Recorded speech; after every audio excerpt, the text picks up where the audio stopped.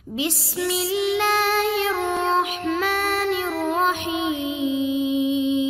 بسم اللہ الرحمن الرحیم۔ السلام علیکم عزیز طلبہ کرام، امید ہے آپ حضرات خیریت سے ہوں گے۔ آج ہمارا صحیح مسلم کا سبق نمبر 30 ہے، جس کا عنوان ہے کتاب الایمان حصے سوم۔ گزشتہ سبق میں ہم نے کتاب الایمان کے حصے دوم کو مکمل کیا تھا، جس میں ان نکات کے اوپر بات ہوئی تھی۔ آج کے سبق میں ہم حصے سوم مکمل کریں گے اور حدیث جبریل علیہ السلام اس کے اوپر گفتگو کریں گے، اور اسی طرح اس حدیث میں جو علامات قیامت ہیں ان کے بارے میں گفتگو کریں گے۔ اس سلائیڈ کو ہم مزید تاکید کے لیے پیش کر رہے ہیں۔ کتاب الایمان کے اندر 3 مباحث ہم نے ذکر کی تھی۔ تقدیر کا مسئلہ تھا، حدیث جبریل کا مسئلہ تھا، اور اسی طرح اس میں علامات قیامت بیان کی گئی تھی۔ تو ان 3 عناوین پر ہم نے بات کرنی تھی۔ تو گزشتہ سبق میں تقدیر کے اوپر بات ہو چکی ہے، آج کے سبق میں انشاءاللہ ان دونوں نکات کے اوپر بات ہوگی۔ اس بات قدر کی دلیل میں حضرت عبداللہ بن عمر رضی اللہ عنہما کی حدیث جبریل کو امام مسلم رحمۃ اللہ علیہ نے پیش فرمایا۔ جامعیت کے لحاظ سے ذخیرے احادیث میں اس کی وہی حیثیت تسلیم کی گئی ہے جو قرآن کریم کی تمام صورتوں میں سورہ فاتحہ کی حیثیت ہے۔ سورہ فاتحہ اجمالی متن ہے اور پورا قرآن اس کی تفصیل ہے، اسی لیے وہ ام الکتاب کے نام سے موسوم ہے۔ بالکل اسی طرح تمام احادیث کے مضامین کا اجمالی متن اور اختصار حدیث جبریل ہے، اسی وجہ سے اس کو ام الاحادیث کہا جاتا ہے۔ اور جس طرح سورہ فاتحہ ام القرآن ہونے کی بنا پر ابتدائی قرآن میں ہے، بالکل اسی کی اتباع میں بعض محدثین نے اپنی کتاب کی ابتدا ام الاحادیث سے کی ہے۔ چنانچہ قاضی عیاض رحمۃ اللہ علیہ فرماتے ہیں ہوا اصل الاسلام، یہ حدیث اسلام کی اصل ہے۔ اور امام قرطبی رحمۃ اللہ علیہ فرماتے ہیں یصلح ان یقال له ام السنہ، یہ اس بات کی صلاحیت رکھتی ہے کہ اس کو ام السنہ کہا جائے۔ اور ابن دقیق رحمہ اللہ فرماتے ہیں فہو کالام للسنہ، کہتے ہیں کہ جیسے سورۃ الفاتحہ کو ام القرآن کہا گیا، اسی طرح اس حدیث کو ام السنہ کہا گیا۔ اور بھی مشائخ نے حدیث جبریل کی حیثیت کو ذکر کیا ہے۔ بیان کا ایک اسلوب یہ ہے کہ تفصیل کے بعد اس کا نچوڑ اور خلاصہ اور لب لباب ذکر کر دیا جائے کہ تفصیل مستحضر نہ رہے تو کم از کم علی وجہ الاجمال خلاصہ اور مغز کلام تو یاد رہے، اور یہ چیز عموماً اخیر میں ذکر کی جاتی ہے۔ لہذا اسی لیے محدثین نے یہ تصریح کی ہے کہ یہ مکالمہ حجۃ الوداع سے کچھ قبل پیش آیا، جبکہ وحی ختم ہونے کا زمانہ قریب آ چکا تھا۔ چنانچہ یہ روایت آپ حضرات کے سامنے ہے کہ ان رجلا فی آخر عمر نبی صلی اللہ علیہ وسلم جاء الی رسول اللہ صلی اللہ علیہ وسلم فذکر الحدیث بطولہ۔ اس سے پتہ چلتا ہے کہ آپ علیہ السلام کی آخر عمر میں یہ آمد ہوئی تھی اور حجۃ الوداع سے قبل۔ بہرحال اس روایت سے یہ ضرور پتہ چلتا ہے کہ ان کی آمد آخری زمانے میں ہوئی۔ چونکہ وہی ہمیشہ کے لیے بند ہونے والی تھی، اس لیے عرب کی امی قوم کے لیے ضرورت تھی کہ جو دین 23 سال میں تدریجی طور پر اترتا رہا، آخر میں مختصر مگر مکمل فہرست ان حضرات کو دے دی جائے۔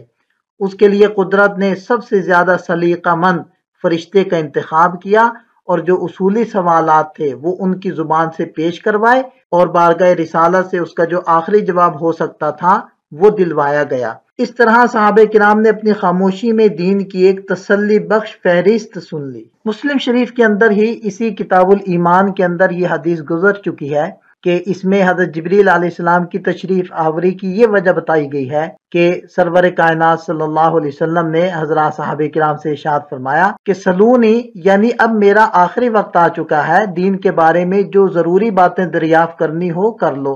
چونکہ قرآن کریم میں سورہ مائدہ میں حضرات صحابہ کرام کو بیجا سوالات کرنے سے روک دیا گیا تھا اور اس پر سخت وعید سنائی گئی تھی، تو اس وعید کے اندیشے سے صحابہ کرام نے کوئی سوال نہیں کیا کہ کہیں عند اللہ وہ سوال بلا ضرورت نہ سمجھا جائے اور ہم مورد عتاب ہو جائیں۔ تو حق تعالی شانہ نے حضرت جبریل علیہ السلام کو سائل بنا کر بھیجا کہ حضرت جبریل علیہ السلام سوالات کریں اور حاضرین ان کو بغور سن کر استفادہ کریں۔ اب ہم حدیث پاک کی تشریح شروع کر لیتے ہیں۔ راوی کہتے ہیں کہ بینما نحن عند رسول اللہ صلی اللہ علیہ وسلم ذات یوم، تو ذات کے لفظ کے اضافہ کیا گیا کیونکہ یوم مطلق زمانے کے لیے آتا ہے جس میں رات بھی شامل ہے اور دن بھی۔ تو ذات کا لفظ بڑھا کر اشارہ کر دیا کہ یہ دن کا واقعہ ہے۔ آگے فرماتے ہیں کہ اطلع علینا رجل، طلع طلوع سے ہے۔ حضرت جبریل علیہ السلام کی آمد اور تشریف آوری کو طلوع سے تعبیر کرنے میں آنے والے کی عظمت پیش نظر ہے، یعنی آنے والا شخص شکل و صورت میں ایسا وجیح اور نورانی تھا جیسے سورج نکل آیا ہو، اور رجل کی تنوین تعظیم کے لیے ہے۔ آگے فرماتے ہیں کہ شدید بیاض الثیاب اور شدید سواد الشعر، کہ انتہائی سفید کپڑے تھے اور انتہائی سیاہ بال تھے۔ ملا علی قاری رحمۃ اللہ علیہ فرماتے ہیں کہ عام انسانوں کے لیے بھی سفید لباس اور نظافت کے ساتھ آنا اچھی بات ہے۔ حضرت جبریل علیہ السلام کے کپڑوں کی صفائی اور بالوں کی سیاہی میں اس طرف اشارہ تھا کہ طالب علم کے لیے اپنا ظاہری لباس صاف رکھنا چاہیے اور نو عمری میں طلب علم کے لیے نکلنا چاہیے، لیکن نو عمری کے بعد بھی اگر علم کی ضرورت ہو تو آر اور سستی نہیں کرنی چاہیے، کیونکہ صحابہ کرام بڑی عمر میں مسلمان ہونے کے بعد جس جذبے اور شوق کے ساتھ حصول علم میں مشغول رہا کرتے تھے وہ ہم سب کے لیے درس عبرت سے کم نہیں۔ آگے فرماتے ہیں کہ لا یرا علیہ اثر السفر، کہ ان کے اوپر سفر کے کوئی آثار بھی نمایاں نہیں تھے کہ ہم یہ سمجھیں کہ دور سے تشریف لائے ہیں، کیونکہ اس زمانے میں تو گھوڑوں اور خچروں اور اونٹوں کا سفر ہوتا تھا اور انتہائی دھول مٹی والا سفر ہوتا تھا، پسینہ تھا، تو ان کے چہرے پر کوئی سفر کے آثار نہیں تھے، اور ولا یعرفہ منا احد، اور ہم میں سے کوئی ان کو پہچانتا بھی نہیں تھا کہ ہم یہ کہیں کہ یہ مدینہ طیبہ کے رہنے والے ہیں، کیونکہ اس زمانے میں مدینہ طیبہ بھی تو چھوٹا سا تھا نا۔ آج کل جو مسجد النبوی کی باہر والی دیوار ہے وہاں تک سارا مدینہ طیبہ تھا، تو چھوٹا سا شہر تھا، چھوٹی سی بستی تھی، سب لوگ ایک دوسرے کو جانتے تھے، پہچانتے تھے۔ حتیٰ جلس عند النبی صلی اللہ علیہ وسلم، یہاں تک کہ آپ علیہ السلام کے پاس آ کر بیٹھ گئے، فاسند رکبتیہ الی رکبتیہ ووضع کفیہ علی فخذیہ، یعنی اس شخص نے اپنے گھٹنے کو نبی پاک صلی اللہ علیہ وسلم کے زانوئے مبارک سے ملا دیا۔ اس حیت سے بیٹھنے کی مصلحت یہ معلوم ہوتی ہے کہ دو زانو بیٹھنا تواضع اور ادب و احترام کے پیش نظر تھا، اور اپنے زانوؤں کو آقا صلی اللہ علیہ وسلم کے زانوؤں سے ملانے میں خصوصی قرب اور توجہ مطلوب تھی، اور اس حیت سے بیٹھنے میں محسوس ہوتا ہے کہ سائل شدید حاجت مند اور بہت ہی متمنی اور مشتاق ہے، جو مسئول کی توجہ کے لیے باعث کشش ہے۔ اور یہ بھی ہو سکتا ہے کہ گھٹنے حقیقتاً ملائے نہ ہوں بلکہ بہت ہی قریب بیٹھے ہوں، اور راوی نے اسند رکبتیہ سے تعبیر کر دیا۔ بہرحال وہ قریب اس لیے بیٹھے تاکہ جوابات کو پوری طرح سن سکیں۔ ووضع کفیہ علی فخذیہ، اور اپنی ہتھیلیوں کو اپنی رانوں پر رکھ لیا۔ اس صورت میں یہ جو ہو ضمیر ہے یہ حضرت جبریل علیہ السلام کی طرف ہی لوٹ رہی ہے، اور بعض حضرات نے اس ضمیر کو نبی پاک صلی اللہ علیہ وسلم کی طرف لوٹایا ہے، تو پھر ترجمہ یہ ہوگا کہ ووضع کفیہ علی فخذیہ، کہ انہوں نے اپنی ہتھیلیوں کو نبی پاک صلی اللہ علیہ وسلم کی رانوں پر رکھ دیا۔ اور دونوں میں تطبیق اس طرح دی جائے گی کہ اولاً اپنے ہاتھ اپنی ران پر رکھے ہوں گے، اور پھر بے تکلف ہوتے گئے اور آگے بڑھتے گئے یہاں تک کہ نبی پاک صلی اللہ علیہ وسلم کی ران مبارک پر ہاتھ رکھ دیے۔ حضرت جبریل علیہ السلام کی آمد و نشست سوال و جواب کے اسلوب اور لب و لہجہ سے کمال درجے کا اخفاء حال مترشح ہوتا ہے، جیسے کہ اس روایت سے بھی پتہ چلتا ہے کہ نبی پاک صلی اللہ علیہ وسلم نے ارشاد فرمایا کہ جب بھی حضرت جبریل علیہ السلام تشریف لائے ہمیشہ میں نے ان کو پہچان لیا، لیکن اب کی مرتبہ میں ان کو پہچان نہ سکا یہاں تک کہ وہ تشریف لے گئے۔ تو اس روایت سے معلوم ہوتا ہے کہ خود نبی پاک صلی اللہ علیہ وسلم جو 23 سالہ جان پہچان رکھتے تھے اس بار نہیں پہچان سکے، چونکہ حضرت جبریل علیہ السلام انسانی شکل و صورت میں تشریف لائے تھے۔ تو اب سوال یہ پیدا ہوتا ہے کہ وہ کس شکل اور کس حیت کے اندر تشریف لائے، تو اس روایت سے پتہ چلتا ہے کہ وہ حضرت دحیہ کلبی رضی اللہ عنہ کی شکل و صورت میں تشریف لائے تھے۔ یہ سوال پیدا ہوگا کہ حضرت دحیہ کلبی رضی اللہ عنہ کو تو صحابہ کرام جانتے تھے، پہچانتے تھے، پھر یہ کیوں کہا کہ لا یعرفہ منا احد؟ تو اس کا جواب یہ ہے کہ ہو سکتا ہے کہ حضرت دحیہ رضی اللہ عنہ اس محفل میں موجود ہوں، تو حضرت دحیہ کلبی کی شکل میں آنے والے کو دیکھ کر صحابہ کرام کو یقین ہو گیا کہ یہ ہمارے دحیہ تو نہیں ہے، کیونکہ وہ تو پہلے سے شریک محفل ہیں، یقیناً کوئی اور ہیں جو ان کے ہم شکل ہیں جن کو ہم نہیں پہچانتے، اس لیے کہا لا یعرفہ منا احد۔ انہوں نے آ کر سوال کیا یا محمد صلی اللہ علیہ وسلم اخبرنی عن الاسلام، تو آپ علیہ السلام نے اسلام کی تعریف میں شہادتین کو ذکر کیا، اور اسی طرح وَتُقِيمَ الصَّلَاةَ، تم نماز کو قائم کرو اور زکوٰۃ ادا کرو، رمضان کے روزے رکھو، بیت اللہ کا حج کرو اگر تم سفر کرنے کی طاقت رکھتے ہو۔ تو انہوں نے کہا صدقتا۔ راوی کہتے ہیں کہ فعجبنا لہ، ہمیں ان سے بڑا تعجب ہوا کہ یسألہ و یصدقہ، سوال بھی کر رہے ہیں اور تصدیق بھی کر رہے ہیں۔ سوال کرنے سے پتہ چلتا ہے کہ ان کو اس چیز کا علم نہیں، اس لیے پوچھ رہے ہیں، اور تصدیق کرنے سے اندازہ ہوتا ہے کہ ان کو پہلے سے اس چیز کا پتہ تھا اور یہ تصدیق کر رہے ہیں کہ جی ہاں آپ نے بالکل درست فرمایا۔ تعجب کی یہ وجہ بھی ہو سکتی ہے کہ اگر اس شخص کو علم ہوا تو پھر کہاں سے علم ہوا؟ یہ باتیں تو سوائے نبی پاک صلی اللہ علیہ وسلم کے کسی اور کو معلوم نہیں ہو سکتی، جبکہ یہ مدینے کا رہنے والا بھی نہیں، پھر ان کو یہ باتیں کہاں سے معلوم ہوئی؟ دوسرا سوال انہوں نے کیا کہ فَأَخْبِرْنِي عَنِ الْإِيمَانِ، کہ ایمان کے بارے میں بتلائیے۔ اب یہاں سوال پیدا ہوگا کہ پہلا سوال تھا اسلام کے بارے میں، دوسرا سوال ہے ایمان کے بارے میں، کیا اسلام اور ایمان ان دونوں میں فرق ہے؟ اس کا جواب یہ ہے کہ ایمان اور اسلام مصداق کے لحاظ سے ایک ہی چیز ہے، یعنی اسلام کامل اور ایمان کامل یہ جدا نہیں ہو سکتے، اس لیے ایمان اور اسلام کے اجزاء ایک دوسرے کی تعریف میں ذکر کیے جا سکتے ہیں۔ اس کے جواب میں آپ علیہ السلام نے ان چیزوں کا ذکر کیا کہ تم اللہ پر، فرشتوں پر اور اس کی کتابوں پر، رسولوں پر، یوم آخرت پر اور اچھی بری تقدیر کے اوپر ایمان لاؤ۔ تو اس کے جواب میں بھی انہوں نے تصدیق کی، اور پھر تیسرا سوال کیا کہ احسان کے بارے میں بتلائیے کہ احسان کیا ہے۔ تو آپ علیہ السلام نے ارشاد فرمایا کہ تم اللہ کی ایسی عبادت کرو گویا کہ تم اللہ کو دیکھ رہے ہو۔ لفظ احسان جب بغیر صلے کے آئے تو اس کا مفہوم ہوتا ہے اخلاص، اور جب صلے کے ساتھ آئے تو اس کا مفہوم ہوتا ہے اچھائی اور انعام۔ اور یہاں احسان کا ظاہری معنی مراد نہیں، بلکہ اس پہلے جملے سے مشاہدہ حق کا بیان مقصود ہے، جس کا مطلب یہ ہے کہ عبادت کے وقت عابد پر ایسی کیفیت طاری ہونی چاہیے گویا کہ واقعی مشاہدہ حق ہو رہا ہے، اور عبادت میں ذوق و شوق، عظمت و حیا اور اکمل درجے کی استغراقی کیفیت ہونی چاہیے، اگرچہ دنیا میں فی الحقیقت ذات حق کا مشاہدہ کوئی نہیں کر سکتا۔ اور یہ جو دوسرا جملہ ہے فَإِن لَّمْ تَكُن تَرَاهُ فَإِنَّهُ يَرَاكَ، اس میں مراقبہ حق کی طرف اشارہ کیا گیا ہے کہ اگرچہ تم دنیا میں مشاہدہ تو نہیں کر سکتے، مگر کم از کم یہ تو دھیان رہے کہ ذات حق تجھے دیکھ رہی ہے۔ گویا پہلے جملے میں مقام شہود کا ذکر ہے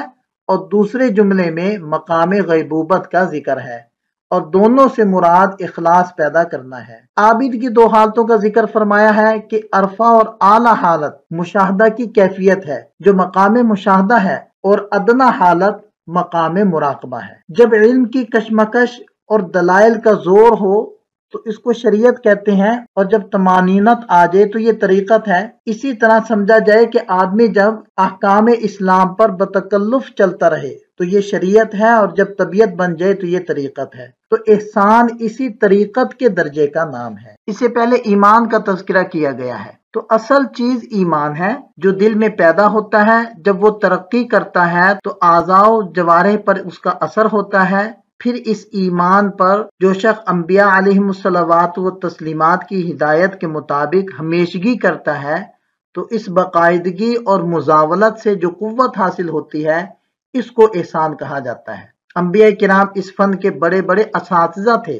گویا اسلام ترقی کر کے ایمان بنتا ہے اور ایمان ترقی کر کے احسان بنتا ہے، اور شریعت جو ایمان اور اسلام کا مجموعہ ہے اس کی باقاعدہ مشق کرنے سے احسان حاصل ہوتا ہے، اور یہی طریقت ہے۔ تو ہم نے مختلف اسالیب اور عبارات سے کوشش کی ہے کہ ہمیں صفت احسان کا مفہوم اور معنی سمجھ میں آ جائے۔ اس کے بعد سوال کیا کہ فَأَخْبِرْنِي عَنِ السَّاعَةِ، کہ مجھے قیامت کے بارے میں بتلائیے۔ تو آپ علیہ السلام نے ارشاد فرمایا مَل مسئول عنها بِأَعْلَمَ مِنَ السَّائِلِ، کہ اس سوال کے جواب میں مسئول سائل سے زیادہ جاننے والا نہیں۔ تو یہاں مختصر جواب آپ علیہ السلام نے نہیں دیا، یعنی لا عالم نہیں فرمایا یا لست عالم نہیں فرمایا، کیونکہ ان الفاظ سے زیادہ اپنی ذات سے علم قیامت کی نفی ہوتی تھی، اس کی بجائے آپ علیہ السلام نے ایک طویل جملہ اختیار فرما کر ایک ضابطہ بیان کر دیا کہ قیامت کے بارے میں کوئی بھی سائل جب بھی سوال کرے گا تو عدم علم میں دونوں یعنی سائل اور مسئول برابر ہوں گے۔ عدم علم کی مساوات صرف قیامت کے بارے میں ہے، باقی احکامات کے بارے میں نہیں ہے۔ پھر کہا کہ فَأَخْبِرْنِي عَنْ أَمَارَاتِهَا، تو آپ مجھے قیامت کی نشانیوں کے بارے میں بتلائیے۔ تو قیامت کی علامات دو قسم پر ہیں، علامات صغریٰ اور علامات کبریٰ۔ علامات صغریٰ یعنی ظہور مہدی علیہ السلام تک، اور خود ظہور مہدی اور خروج دجال، نزول عیسیٰ علیہ السلام، خروج یاجوج ماجوج، یہاں سے تا قیام قیامت، یہ سب علامات کبریٰ ہیں۔ اس حدیث میں ظہور مہدی سے پہلے واقع ہونے والی علامات صغریٰ مراد ہیں۔ ان کے جواب میں آپ علیہ السلام نے چند نشانیاں بیان فرمائی۔ پہلی نشانی بیان فرمائی ان تلد الامۃ ربتہا۔ مختلف مطالب بیان کیے گئے ہیں۔ ایک مطلب یہ ہے کہ بیٹی ماں پر نافرمانی کی کثرت کی وجہ سے ایسے حکم چلائے گی جس طرح سردارنی اپنی باندی پر چلاتی ہے۔ اس کے بعد فرمایا کہ وَأَن تَرَى الْحُفَاةَ الْعُرَاةَ الْعَالَىٰ رِعَاءَ الشَّاةِ يَتَطَاوَلُونَ فِي الْبُنْيَانِ۔ حفاظ ننگے پاؤں، عورات ننگے بدن، اعلیٰ مفلس لوگ، رعاء الشاہ بکریوں کے چرواہے۔ مطلب یہ ہے کہ انقلاب احوال ایسا ہوگا کہ جو فقیر چرواہے قسم کے لوگ ہیں بلکہ بکریوں کے چرانے والے، جن کے اندر عام طور پر تکبر نہیں ہوتا، گھوڑے والے یا اونٹ والے ان کے اندر تو تکبر ہوتا ہے، تو سب سے ضعیف طبیعت والے لوگ یعنی بکریوں کے چرواہے، ان کے اندر بھی تکبر پیدا ہو جائے گا اور وہ کوٹھیوں کے مالک بن جائیں گے، عالی شان عمارتیں بنائیں گے، ایک دوسرے کے اوپر فخر کریں گے۔ اس کے بعد راوی کہتے ہیں کہ ثم انطلق، وہ تو تشریف لے گئے، فلبثت ملیا، حضرت عمر فرماتے ہیں کہ میں کافی عرصہ ٹھہرا رہا، اور کافی عرصے سے مراد یہ ہے کہ 3 دن وہ ٹھہرے رہے۔ 3 دن کے بعد حضرت عمر رضی اللہ عنہ کو آپ علیہ السلام نے یہ بات ارشاد فرمائی کہ یہ جبریل علیہ السلام تھے۔ یہاں ایک تعارض بھی پیدا ہوتا ہے کہ بعض روایات میں آتا ہے کہ آپ علیہ السلام نے اسی محفل میں بتلا دیا تھا ان کے چلے جانے کے بعد کہ یہ جبریل علیہ السلام تھے۔ تو اس کا جواب یہ دیا گیا کہ جب آپ علیہ السلام نے فرمایا کہ اس شخص کو بلاؤ، تو بلانے کے لیے حضرت عمر رضی اللہ عنہ بھی اٹھے اور وہ اپنے گھر تشریف لے گئے۔ جب انہوں نے اس سائل کو نہ پایا تو وہ 3 دن کے بعد ان کی ملاقات ہوئی آپ علیہ السلام سے، تو آپ علیہ السلام نے ان کو پھر یہ بات ارشاد فرمائی ہے کہ فَإِنَّهُ جبریل أَتَاكُمْ يُعَلِّمُكُمْ دِينَكُمْ، کہ وہ تو جبریل علیہ السلام تھے، وہ تمہیں تمہارا دین سکھانے کے لیے آئے تھے۔ اور ایک دوسری روایت میں نبی پاک صلی اللہ علیہ وسلم نے یہ سورہ لقمان کی آیات تلاوت کی کہ جس سے اشارہ فرمایا کہ قیامت کا علم اور بارش کا علم، شکم مادر میں جو کچھ ہے اس کا علم، اور جو کچھ جیب کل کو کرے گا اس کا علم، اور کس جگہ اس کی موت واقع ہوگی اس کا علم، یہ اللہ تعالیٰ کو ہی ہے، اللہ نے یہ علم کسی کو نہیں دیا۔ یہاں مسئلہ علم غیب کی بھی تھوڑی وضاحت کر دیتے ہیں کہ دیکھیں ایک چیز کے کچھ اصول ہوتے ہیں اور کچھ فروع، تو اصلی علم اس وقت کہیں گے جب اس کے اصول کا علم ہو جائے۔ فرض کریں ایک شخص نے 100-200 امراض کے نسخے یاد کر لیے، تو کیا اسے طبیب کہا جائے گا؟ نہیں، بلکہ طبیب تو وہ ہوگا جو اصول طب اور اس کے فن سے واقف ہو جائے۔ امراض اور نسخے یاد نہ بھی کیے ہوں پھر بھی وہ طبیب ہے۔ اسی طرح عالم وہ ہے جو اصول علم سے واقف ہو۔ فقیہ وہ نہیں جسے جزیات فقہ یاد ہوں، فقیہ وہ کہلائے گا جو اصول اور ماخذ پر مطلع ہو، اگرچہ اس کو جزیات کم یاد ہوں۔ امام اعظم رحمۃ اللہ علیہ کے زمانے میں اتنی جزیات نہیں تھی جس قدر آج کے زمانے میں ہے۔ تو حقیقی علم وہ ہے کہ اس کے اصول سے آگاہی ہو، لہذا کسی چیز کا عالم اسی وقت کہلائے گا جب اس کے اصول سے واقف ہو۔ اس وضاحت کے بعد علم غیب پر غور کریں کہ بالکل اسی طرح علم غیب کی بھی جزیات ہیں اور کلیات ہیں۔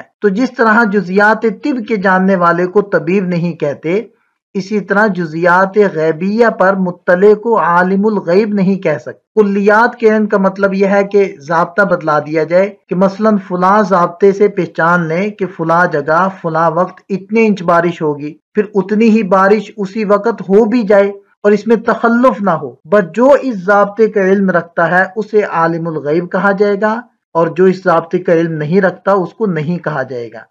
لہذا ہم کہہ سکتے ہیں کہ دنیا میں کوئی بھی عالم الغیب نہیں سوائے اللہ تعالیٰ کے، کیونکہ کسی کو بھی کلیات تکوینیہ کا علم نہیں ہو سکتا، صرف ایک ہی ذات ہے اور وہ اللہ کی ہے جس کو تکوینیات کا علم محیط حاصل ہے۔ ہاں بعض امور کا انکشاف ہو جاتا ہے مگر اسے علم نہیں کہتے۔ شریعت کے بارے میں ہم کلیات سے جواب دے سکتے ہیں، تو ضوابط اور اصول غیب کا علم کسی نبی یا ولی کو نہیں ہو سکتا۔ یہ علم اللہ تعالیٰ کی قدرت کے ساتھ خاص ہے۔ ایک کلیے کا اگر علم ہو تو وہ مفتاح بنتا ہے، چابی بنتا ہے بہت ساری جزیات کے علم کا۔ قرآن میں ہے وَعِندَهُ مَفَاتِيحُ الْغَيْبِ لا يعلمها الا هو۔ ہاں شریعت کے باب میں کلیات کا علم غیب انبیاء کرام علیہم الصلوات و تسلیمات کو ہے، کیونکہ اگر یہ علم الہیہ نہ دیا جائے تو اس سے ان کے کام میں فرق آئے گا۔ تو خلاصہ یہ ہے کہ حوادث دہر پر کوئی مطلع نہیں ہو سکتا اور جزیات کے عالم کو عالم نہیں کہتے۔